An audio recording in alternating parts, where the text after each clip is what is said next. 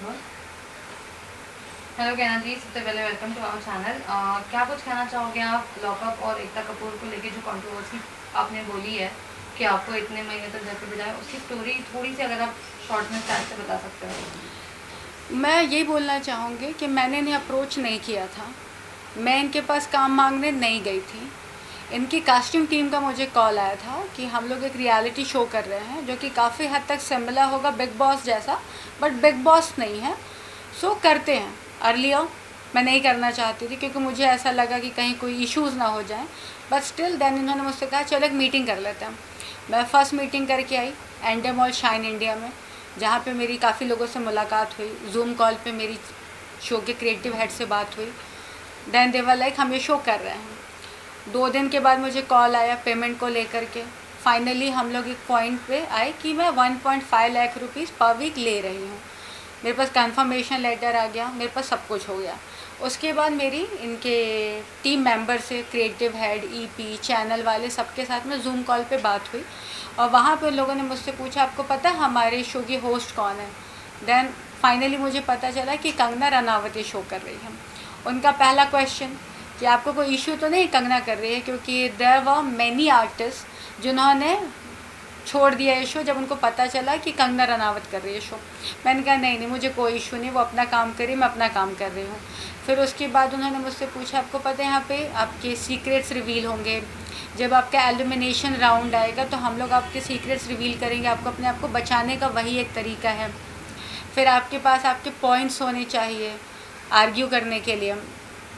फिर वही सारी बातें हुई।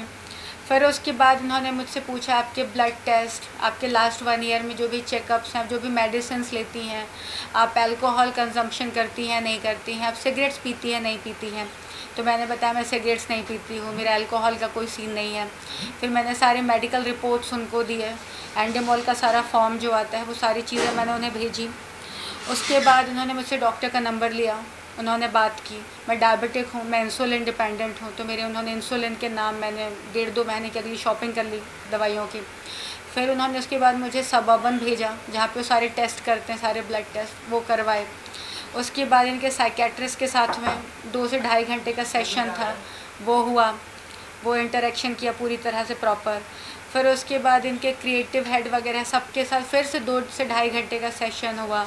फिर उसके बाद बैक टू बैक चल रहा है, बैक टू बैक चल रहा है। फिर कोशा के साथ में मैं कंटिन्यूसली टच में हूँ, रिदांश के टच में कंटिन्यूसली हूँ, सबसे बातें चल रही, सारी चीज़ें हो रही हैं धीरे धीरे। हाँ, फिर एक दिन एक पॉइंट पे आते हैं कि now you should start shopping. मैंने कहा चलो ठीक है। तो उनकी एक बड़ी लंबी चौड़ी सी लिस्ट आई जहाँ पे it was written very clearly कि आपको ऐसे बैग कैरी करने हैं, उस पर कोई ब्रांड नहीं होना चाहिए, कोई लोगो नहीं होना चाहिए, कोई प्रिंट नहीं होनी चाहिए, कोई फेमस कार्टून नहीं होना चाहिए, कोई रिलीजियस कैरेक्टर नहीं होना चाहिए। पूरी की पूरी शॉपिंग बदलनी पड़ गई, पूरे सामान चेंज करने पड़ गए। 2 से ढाई लाख की सिर्फ शॉपिंग हुई। मैं ये अमाउंट इसलिए मेंशन कर रही हूँ, बहुत छोटा पैसा है, ऐसा नहीं कि बहुत बड़ा है, बट जिस सिचुएशन में मैं अभी हूँ, क्योंकि मैंने 1 साल से कोई काम नहीं किया, तो मेरे लिए मैटर करता है। अगर आपको मुझे शो में नहीं लेना था तो आपको मुझसे इतने फालतू के खर्चे नहीं करवाने थे। अब आप कहोगे कि वो कपड़े तो मैं पहन सकती हूँ, तो वैसे कपड़े मैं नहीं पहनती हूँ जो मैं जेल के अंदर पहनने के लिए मैं ख़रीद रही हूँ। जेल में पहनने के लिए मैं ट्रैक ले रही हूँ, मैं शूज़ ले रही हूँ जो ब्रांड्स वाले नहीं हैं, क्योंकि आप मुझसे अलग अलग टाइप की एक्टिविटीज़ कराओगे। तो मैंने सिर्फ आपके लिए शॉपिंग की। उसके बाद मैं आप लोगों से बार बार पूछ रही हूँ कि क्या मैं कोई दूसरा शो पकड़ लूँ। आप लोग अरे नहीं नहीं नहीं, आप कैसे शो कर सकती हैं, आप बालाजी का शो कर रही हैं। अगर आप कोई दूसरा काम करेंगी और वो रिलीज़ हो गया तो उनको सारी टीआरपी मिल जाएगी, उनको सारा बेनिफिट मिल जाएगा, आपने मुझे शो नहीं करने दिया। देन आप तो कॉन्ट्रैक्ट में हो, आपकी डेट तक क्लियर नहीं होती। आप मुझे 28 से क्वारंटीन में भेजने वाले थे और 18 को आप मुझे फ़ोन करके बोलते हैं कि हम लोग फर्स्ट वीक में एंटर नहीं हो रहे हैं।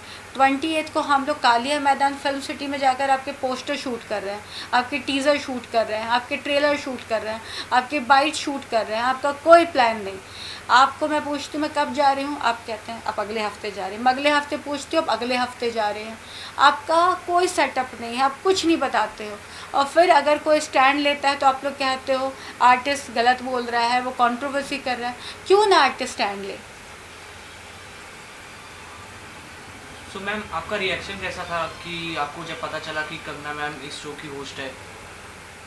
अर्लियर मुझे जेन्युइनली बताऊँ थोड़ा सा डर लगा था, थोड़ा सा। और वो डर इसलिए लगा था क्योंकि कंगना की जो आइडियोलॉजी है और जो मेरी है वो काफ़ी हद तक अलग है। जिस तरीके से वो चीज़ों को देखती है मैं नहीं देखती हूँ। हर किसी के अपने अपने पॉइंट ऑफ व्यू होते हैं, मेरे अपने हैं। So I am no one to say कि शी इज़ रॉन्ग और कुछ भी, बट चीज़ें बदल जाती हैं। और जब कहा जाता है ना कि कंगना होस्ट है, एकता कपूर का शो है एंड आपको सीक्रेट्स रिवील करने हैं, तो वहाँ पे थोड़ी सी घबराहट होती है। But then I was like कोई बात नहीं यार, वो अपना काम करे, मैं अपना काम कर रही हूँ, क्या फ़र्क पड़ता है। और शो के जेलर करण कुंद्रा की बात करें तो उनके बारे में आपका क्या कहना है? मुझे करण कुंद्रा शो का जेलर है वो मुझे नहीं पता था।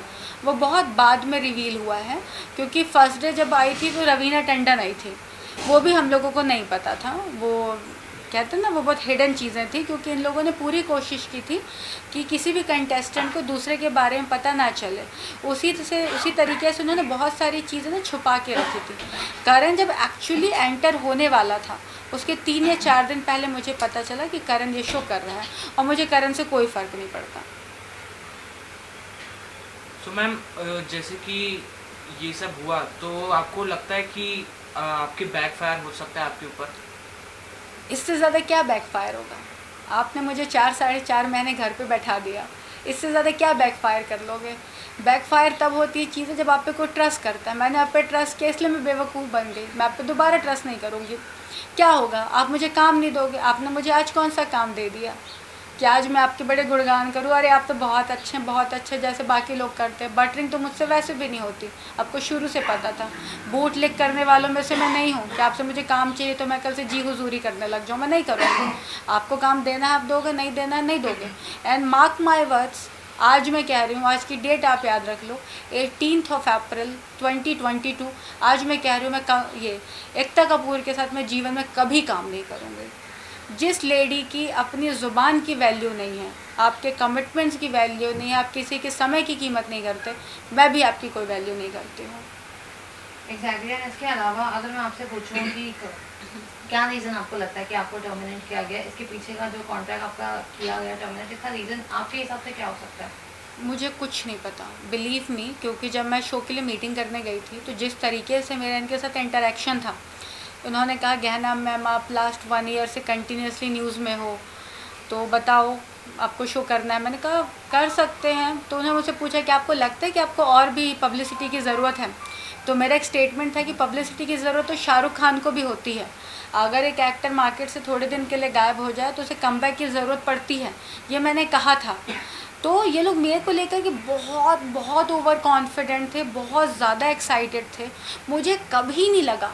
और ये जो वाइल्ड कार्ड वाली एंट्री है जो मुझे 18th को पता चली, 18 मार्च को, वो भी मेरे लिए शॉकिंग था, क्योंकि मैं मेन कंटेस्टेंट की तरह जा रही थी। I was one of the 16। मेरी इनके डिज़ाइनर के साथ फिटिंग से लेके हर चीज़ को लेकर बात हुई है।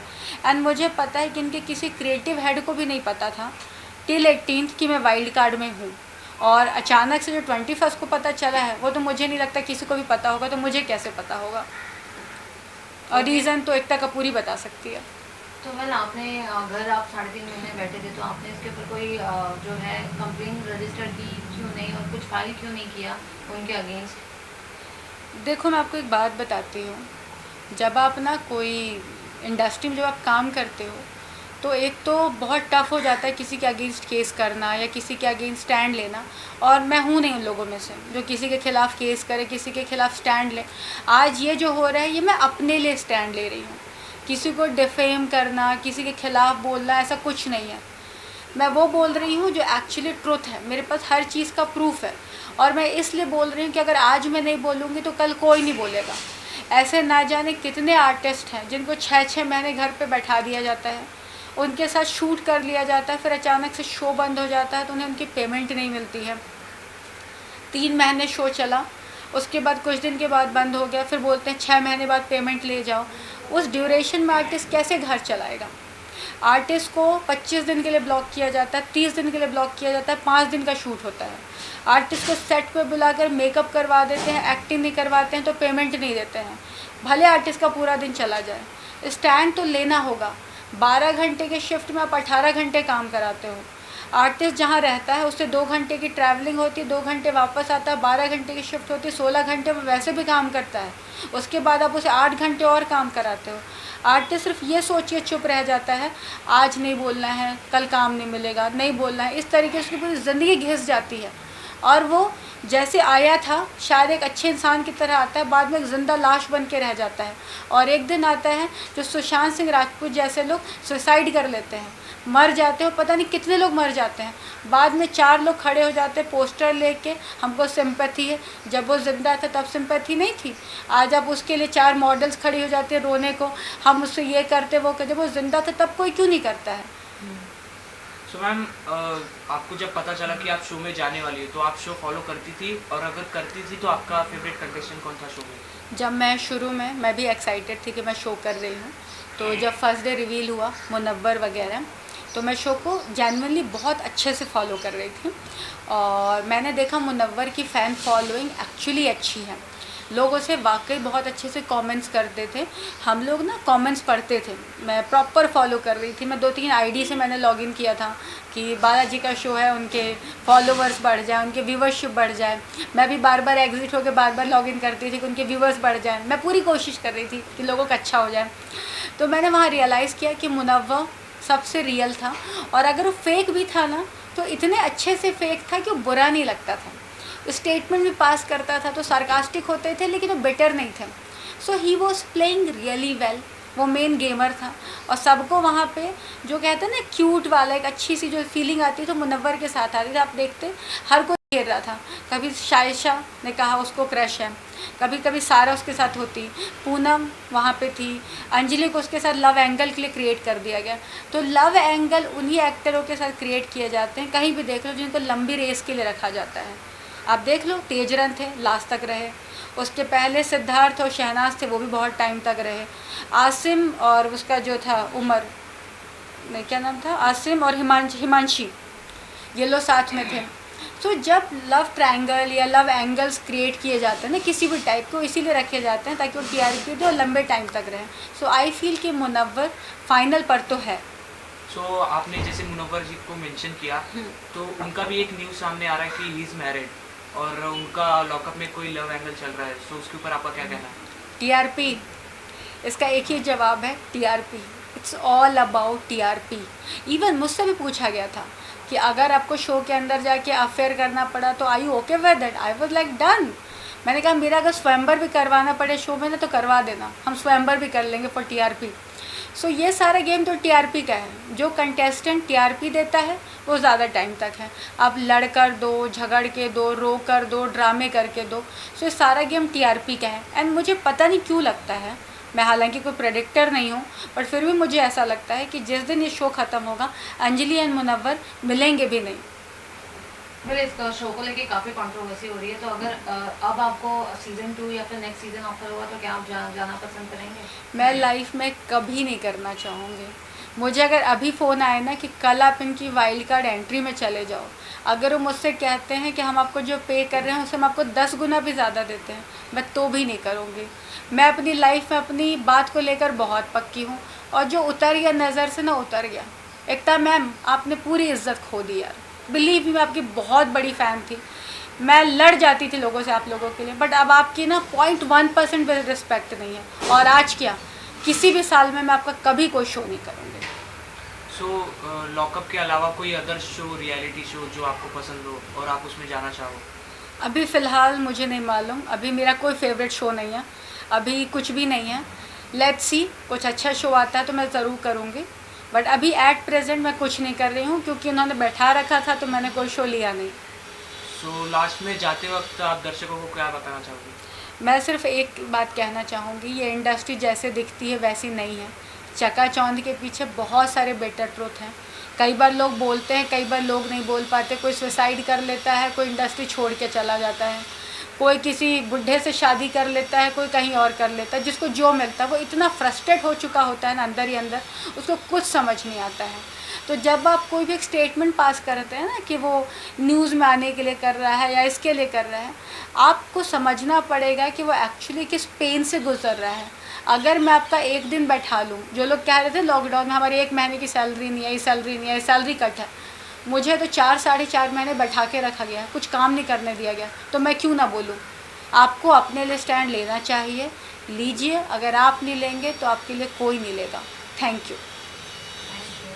Thank you so much ma'am. Thank you. हाँ, डन। हाँ।